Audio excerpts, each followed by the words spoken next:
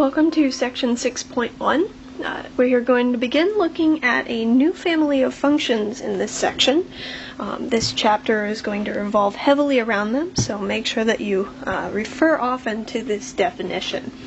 So if you're consulting the notes on the first page of this section, section 6.1, you'll see our definition. So an exponential function is any function of the form b to the x. This is the basic exponential function, so f of x, where x is any real number, so x could be anything from negative to positive infinity, and b is also a real number greater than 0 and not equal to 1.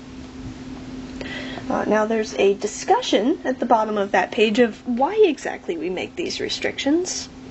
So for one thing, if we had y equals 0 to the x, that would be a pretty boring function most of the time, because 0 squared is 0, 0 cubed is 0. Any x value that we plug in is going to give us 0, unless the x value is negative, right? 0 to the negative second would be 1 over 0 squared. So remember those properties of exponents. I recommend you review those if this trick that we tried here was out of left field. Alright, well that's 1 over 0, which is undefined.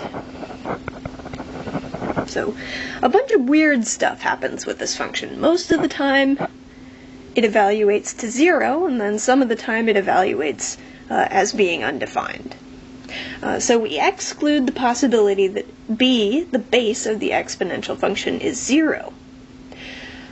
Alright, now the reason that we exclude the possibility of the base being 1, well, if we had y equals 1 to the x, well, 1 to the first would be 1, 1 to the second would also be 1, 1 to the negative fifth would be 1 over 1 to the fifth, which would be 1 over 1, which would be 1. So no matter what we plug in, 1 to the 0, that's also 1, for a variety of reasons, we always get 1.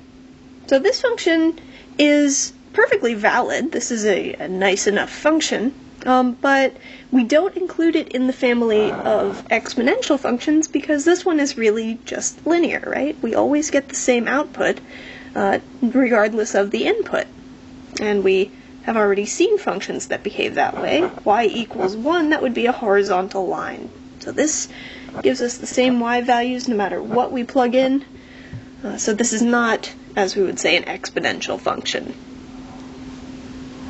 Now something even weirder happens if we look at a negative base. So if we look at y equals negative 2 to the x, well, I'll come up with an actual table for what's going on with this one. So if we have x and y equals negative 2 to the x, if we plug in 0, we would get negative 2 to the 0, which is 1. Anything to the 0, except for 0 itself, gives us 1. If we raise negative 2 to the first, then we just get negative 2. Alright, no problem there. If we square negative 2, then we're going to get positive 4. So we have a positive output, then a negative output, then a positive output. Let's go one further. If we cube negative 2, notice that I'm plugging x into the exponent, right? Our variable is in the exponent now, no longer down on the ground floor of our expression. Well, if I cube negative 2, I'm going to get negative 8. So we see how this kind of flip-flops from negative to positive. What if we were to plug in x equals 1/2? Well, that would give us negative 2 to the half power. Well, the half power, that's another way of saying the square root of negative 2. And the square root of negative 2 is the square root of positive 2 times I. So sometimes we get positive outputs, sometimes we get negative outputs, and sometimes we get complex outputs. So this function is just very strange. It is a function. There are fields that may study this function. I've never worked with it myself, but it certainly can be evaluated using all these inputs. We see what outputs we end up with. Some of them are complex, so that's a little odd.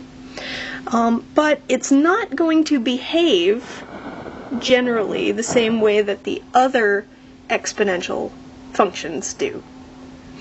Alright, so we don't like negative bases, we don't like the base to be 0, and when the base is 1, things are just a little boring.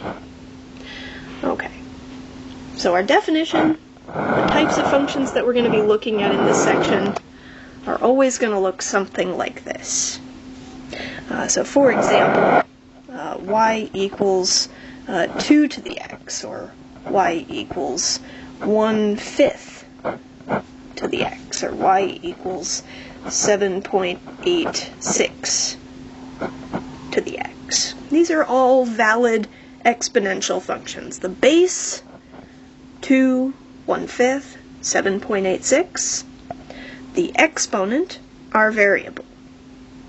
So this is quite different from polynomial functions, as we've seen before. So y equals 2 to the x, and y equals x squared are very different functions, right? I would plug my independent variable into the exponent of the first function, and I would plug my independent variable into the base of the square function. So let's look at how those differ from each other.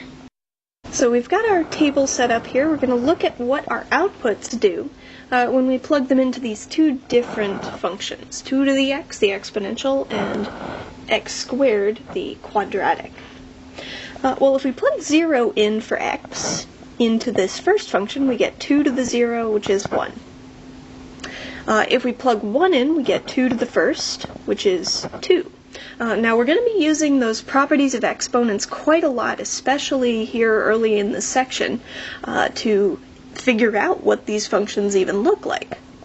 So 2 squared would be 4, 2 cubed would be 8. If we go in the negative direction, if we plug in x equals -1, 2 to the negative first, that negative will flip things for us. We get 1 over 2 to the first, which is 1/2. Similarly, 2 to the negative second, that'll flip things for us, 1 over 2 squared, which is 1/4. And if we continue in that direction, our values will get half as big each time. So notice, for each increase in x, our previous value gets doubled, right? We add 1 to x, and we double y. We add 1 to x, then we go from 4 to 8, double y. Alright, that works in reverse as well. If we subtract 1 from x, if we go backwards, then our output gets half as big. If we subtract 1 from x, our output gets half as big. Subtract 1, half as big. Subtract 1, continuing in the negative direction, and we get half as big. Subtract 1, half as big. So that really gets at the heart of the exponential function. For every step that we take horizontally, our function doubles. Now that can lead to what's called an exponential explosion. Imagine you have a population of rabbits, and you have 2 rabbits to start with, and they have 2 baby rabbits. They double the population. And then the population doubles again, so now you've got 8 rabbits, and then 16. And if you're familiar with powers of 2, after that you'll have 32, then 64, and then 128, and then 256. And we're only a few months into this, and already 2 rabbits have turned into 256. So that, as we'll see with the graph, type of behavior can get very large very quickly. Now our exponential, on the other hand, if we plug in 0 and we square it, we get 0. If we plug in 1, we're squaring it and we get 1. If we plug in 2 and we square it, we get 4.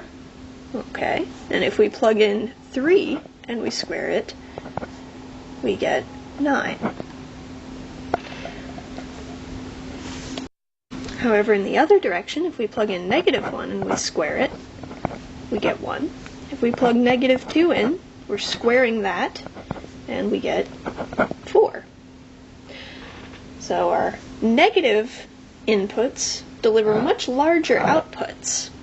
And that's kind of another feature of the exponential. The negative inputs give us fractional, smaller and smaller fractions, because every time we step backwards in x, our y gets half as big. Now this question of getting half as big poses an interesting quandary. Can we ever get down to 0? So let's take a look at the graph and see if we can make sense of that.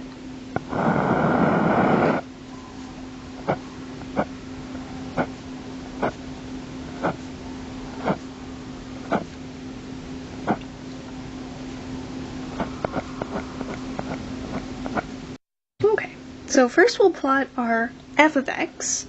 So when x equals 0, we determined that y was 1. So there's our y-intercept. When x was 1, our output was 2.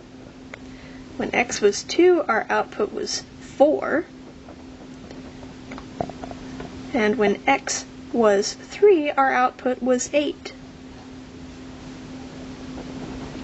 And if we went a little further, if 4 was our input, our output would be twice as high, up at 16.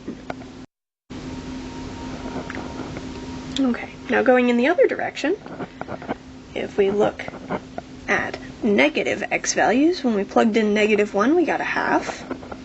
-2 gave us a quarter. And if we kept going, -3 would give us an eighth, a 16th, a 32nd, a 64th. And we can keep going in that direction. You'd get smaller and smaller fractions. Every time we move to the left one, our y value will become half as large as the one before it. But we're never quite going to get to 0. So just like the graph of 1 over x, the graph of 2 to the x has what's called an asymptote along the x-axis. It gets closer and closer the further out we go horizontally, but it never quite gets there. So I can show this graph kind of approaching 0 and connect up all of our dots and assume this behavior is going to continue. This is based on a pattern. So there's 2 to the x. And we already know what x squared looks like. Passes through 0, 0, 1, 1, 2, 4, let's see, 3, 9 right there. If we kept going out a little bit further, if we take 4 and we square it, we'd get 16. So hit that point again. If we take 5 squared, we'd get 25, right? So 16, 17, 18, 19, 20, 2, 3, 4, 5. Right about there. And in the other direction, -1, 1, -2, 4, -3, 9, and so on. So our parabola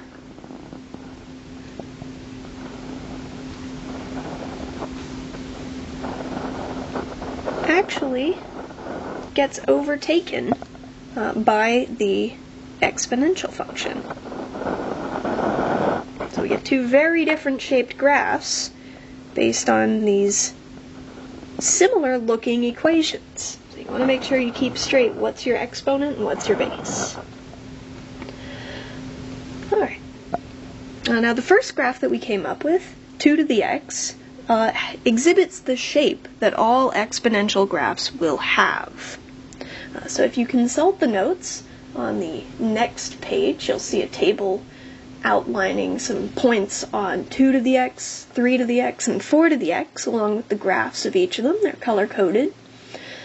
And you'll see that 2 to the x grows, as we observed here, but 3 to the x grows a lot quicker the further out you go in x in the positive direction. And 4 to the x grows even faster. So each of those is an example of an exponential function with a base greater than 1. Now, as x increases, we're multiplying the previous value by that base. So for 2 to the x, when x increases by 1, y doubles.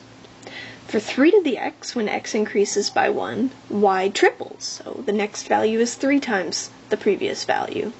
You can see we go from 1 to 3 to 9 to 27. For 4 to the x, we quadruple the previous value. We go from 1 to 4 to 16 to 64. And that explains why our growth is so much quicker the larger the base. So the larger the base, the faster your function will grow. Now on the other hand, we'll look at an exponential function whose base is not greater than 1, whose base is in that other possible part of the domain between 0 and 1. So if we plug in some x values and see what y values we get, the calculations with this type of base are a little bit more difficult, but you can always plug this into your calculator and have it do the work. Let's see what happens if we plug in 0. So 1/2 to the 0, well, we have a property of exponents that says that that is always 1. If we raise it to the first power, 1/2 to the first means 1/2. Okay. If we square it, 1/2 squared. Well, that would be 1 squared over 2 squared, so 1/4. And if we cube, we would get 1 over 2 cubed. In other words, 1 cubed over 2 cubed, or 1/8. So notice, as we increase x, the y value gets half as big. In other words, we're multiplying the previous y value by that base. Increase x, we're multiplying by 1/2 again. If we increase x, we multiply by 1/2 again. So that's what the exponential does. It multiplies by that value of the base over and over and over, whatever x tells you that many times. If we go in the negative direction, so 1/2 to the negative first, well, that negative will flip it for us, so 2 to the first, which is 2, right? Which is twice as big. So if we go in the opposite direction, our values get twice as big. So if we decrease x, we double y. If we decrease x, we double y. Decrease x, double y, and decrease x again, and we're doubling y. And if we keep going, -2, we're going to double y again and get 4. If we plug in -3, we'll double it again and get 8.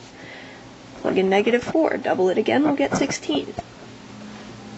And you can back that up by actually plugging in that x value and evaluating. So 1/2 to the -4th, that's 2 to the 4th, which is 16.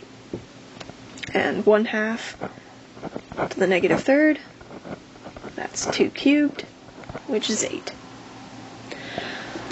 Alright, so our graph here,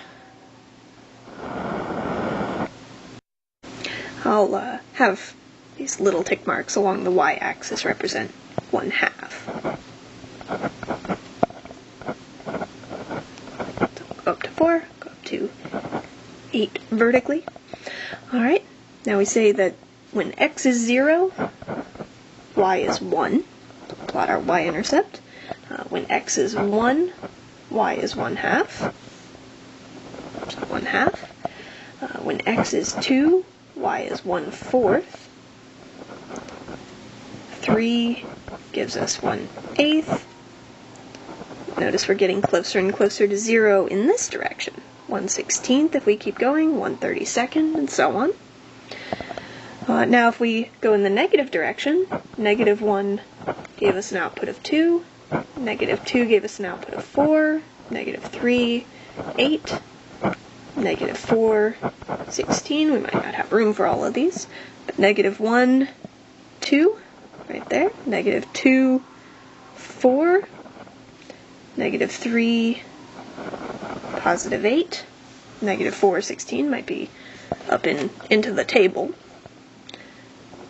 But we can connect these up. Our graph will exhibit this same basic shape, getting larger and larger as we go off to the left, getting smaller and smaller, closer and closer to 0 now as we go off to the right.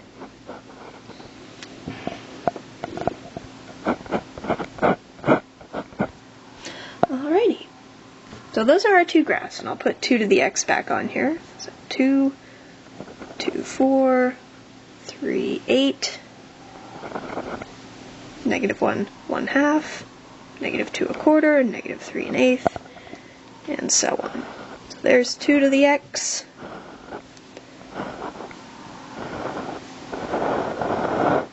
And 1/2 to the x.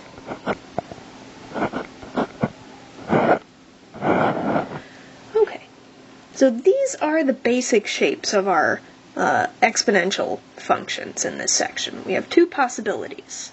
Either our function's going to be growing, like 2 to the x, or it'll be, as we say, decaying, like 1/2 to the x. So notice that 2 to the x is always increasing.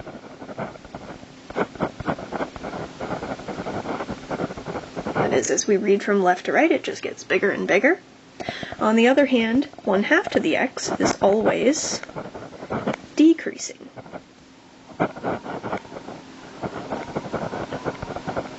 That is, as we read from left to right, it just gets lower and lower. Now, both of these graphs are 1-to-1 because they stick to whatever it is they're doing. If it's always increasing, it's 1-to-1. If it's always decreasing, it's 1-to-1. So later on, we're going to see what the inverse of this function looks like. If you are up on your graphing, you can probably make a guess as to the approximate shape of the inverse graph, but we'll define it a little more thoroughly than that in the next sections. Notice that both of these graphs pass through 0, 1. That's common to all basic exponential functions. Any function like this will contain 0, 1 as its y-intercept. And all of these functions have this asymptotic behavior. They gradually, eventually, approach that horizontal asymptote, the line that sort of bounds them from below, we might say.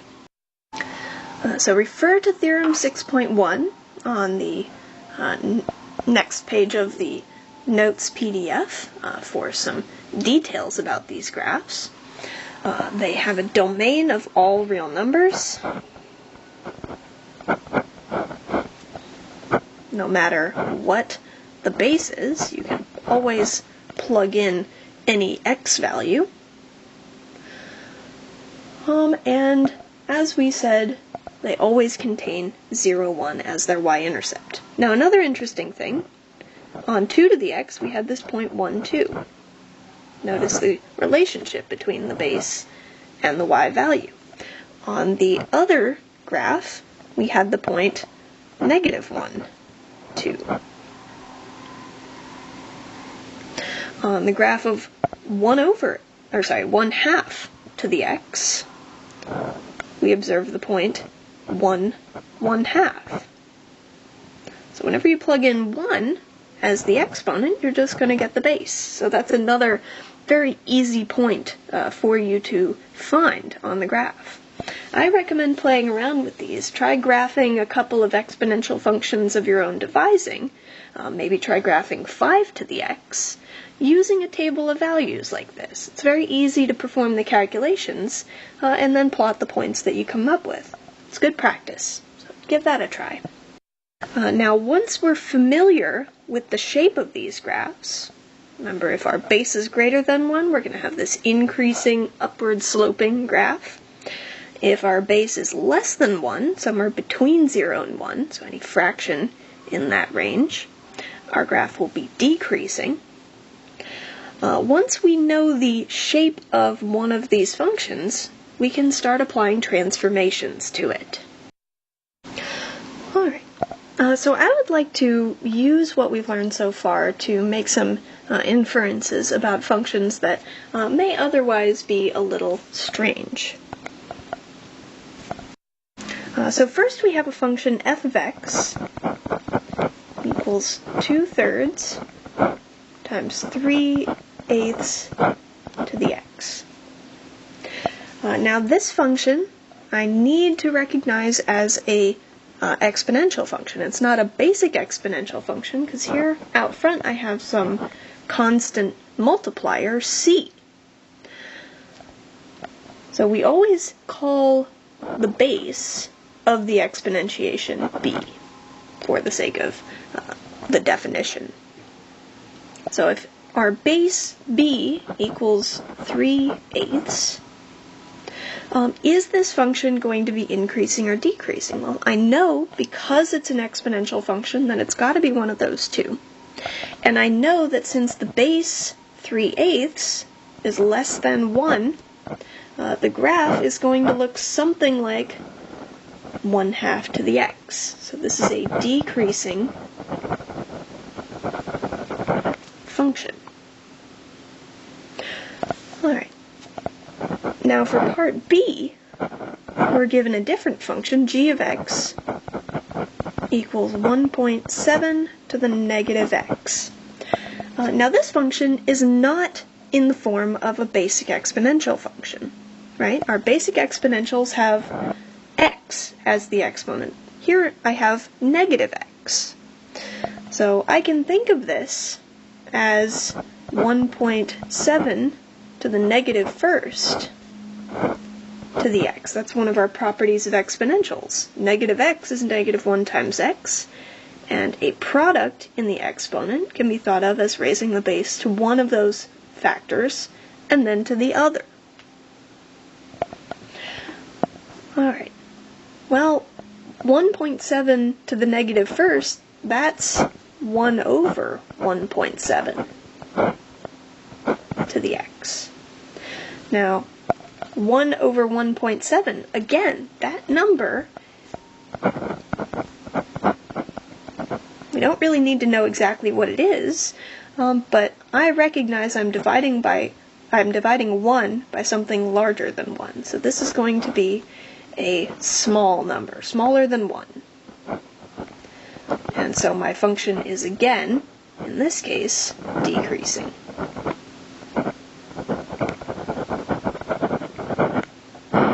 Okay, so we want to figure out what the base is. The base of the exponent will tell us everything we need to know about whether our graph is increasing or decreasing. Now for our next example, we're going to look at some transformations of one of our basic exponential graphs and determine what the graph will ultimately look like based on what we know about the starting graph and the transformations taking place. Now here's my function, f of x equals negative 3 to the x minus 1 being my exponent, minus 4. So I like to categorize things sometimes. So outside of the basic function, remember the basic function that we're basing this all off of is going to be, I think, 3 to the x. Okay, so outside of the base to the power, 3 to the x, we have a negative causing, remember what multiplying a function by a negative, this is negative 1 times 3 to the x minus 1, a vertical flip,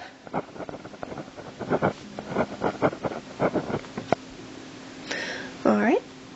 We also have a minus 4 shifting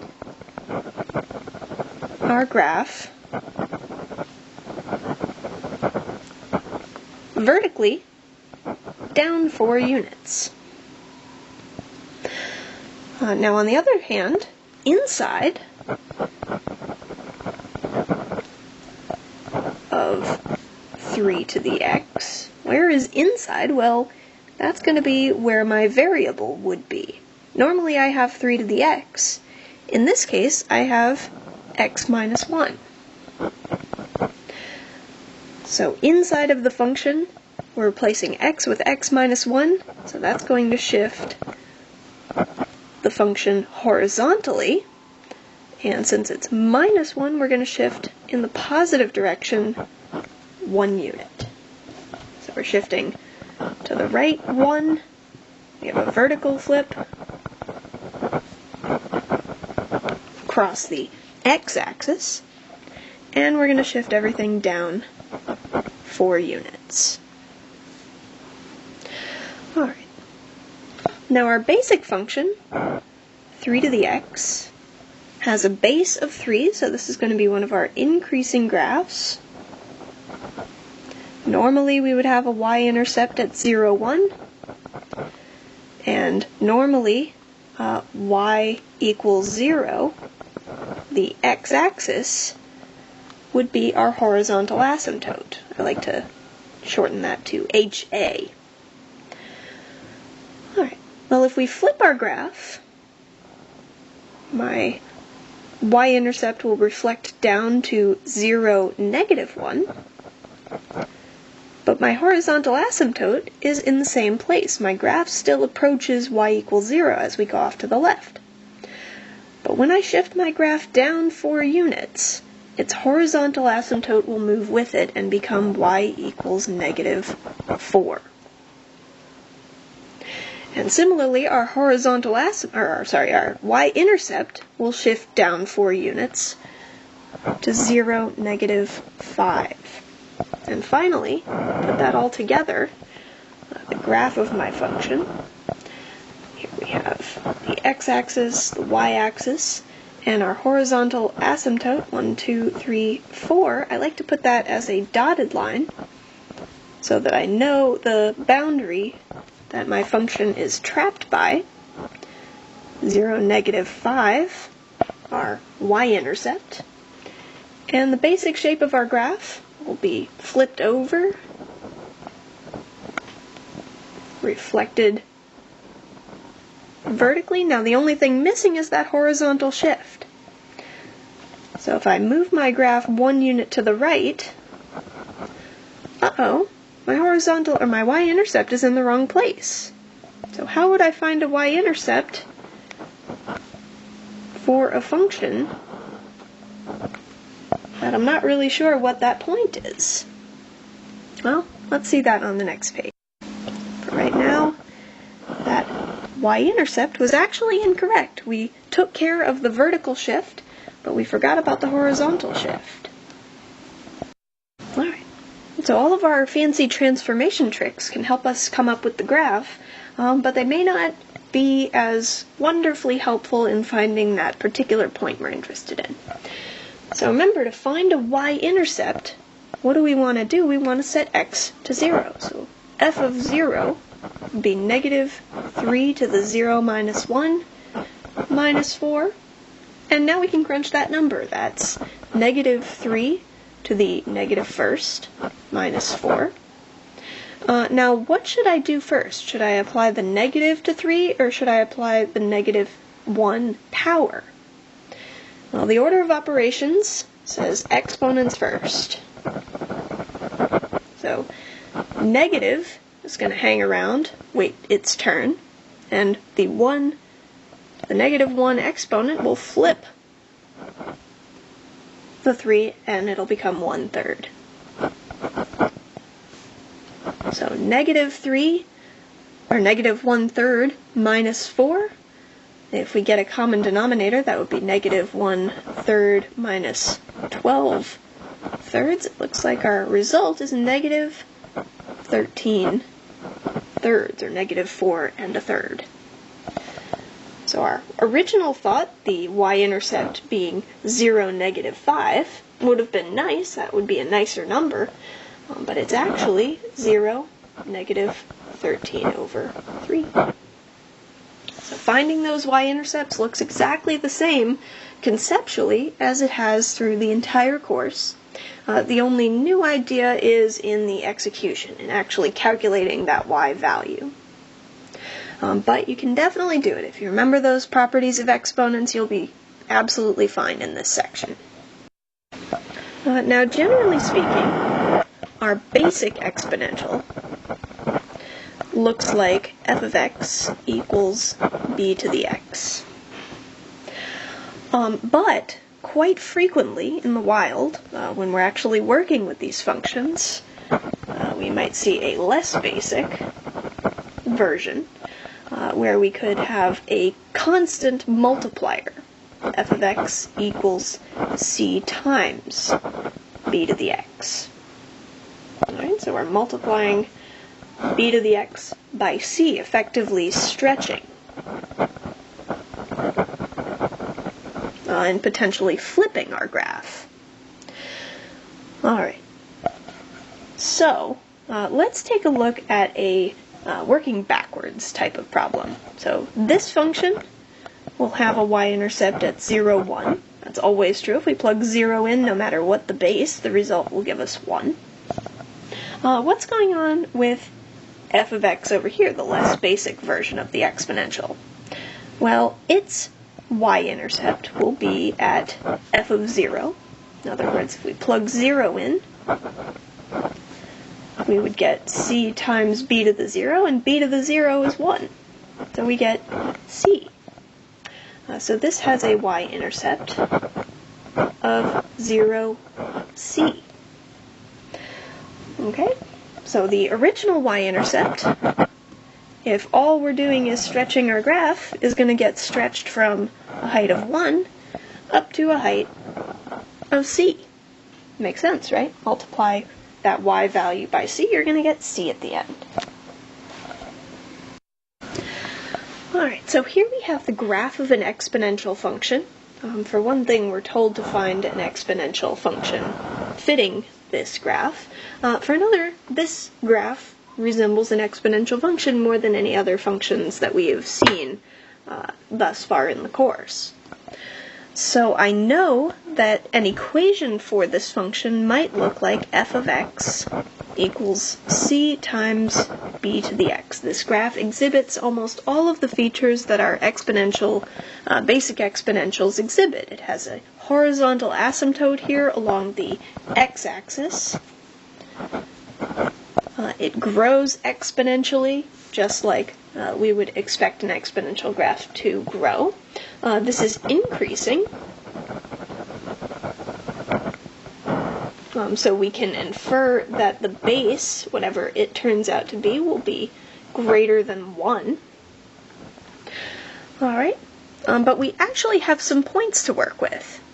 So remember that f of 0 equals 2, so f of 0 equals 2. Now f of 0, based on the structure of our function that we know about so far, would look like c times b to the 0, which would be c times 1, which would be c, so it looks as though c is equal to 2. Now, if you refer back to the previous page, we just came to that conclusion. If we stretch our function, our new y-intercept is going to be at a height of c. So c equals 2, because our y-intercept is 0, 2. Alright, so let's make a revision. Our function now can look like f of x equals 2 times b to the x. Alright, and what else is this function doing? Well, the only other thing I know about is the other point that it's passing through. In other words, this point must be a solution to this equation. So we'll plug in that point and then force b to satisfy the equation. So f of 2, that is 2 times b squared, must be equal to 20.48. Alright, now this equation we can solve for b quite easily. This is a quadratic equation in b. If we divide both sides by 2, we get b squared equals 10.24. So b itself is the positive or negative square root of 10.24. Okay, well, b can't be two different things, so which one of these possibilities is correct? Well, the cool thing about exponentials is the base is always positive. So the base can't be negative. Base b must be the positive square root of 10.24. And we can plug that in now. This version of our function is out of date. We can say f of x equals 2 times the square root of 10.24 to the x. And I sometimes like to put parentheses around the basic exponential part of things so I can see what my constant is and what my actual base is. And I don't get mixed up about which part or which parts are being raised to the power.